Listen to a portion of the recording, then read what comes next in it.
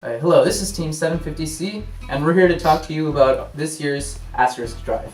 The asterisk drive, it's a special case version of the holonomic X, and so the way that works is based fundamentally on vector algebra. So what happens is that because it's diagonals, when the horizontal components of each the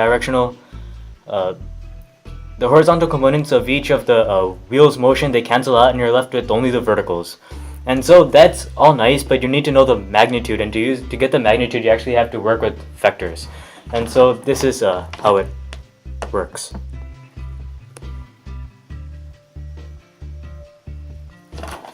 And so at the end of it, you can see that the actual total speed from these wheels is about a factor of √2 faster, or about 1.4.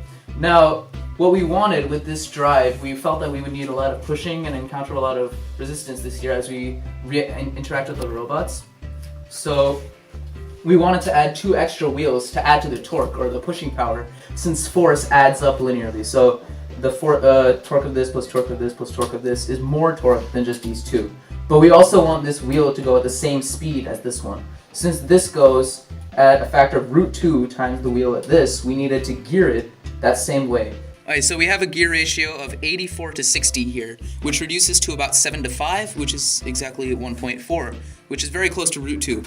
So that means that essentially these 3 wheels will be traveling at the same speed in this direction. So what this allows us to do is essentially move in all directions. We have many ranges of motion. We can move. The thing with rotations is that your wheel over here is at a less distance from the center than the wheel over here, and since you're rotating across or rotating about the center rather than a side or a corner, you have to factor that in. And in order to do that, this wheel in the center has to be moving at a slower rate than the wheels at the corners. And that's where you factor that in through the code itself.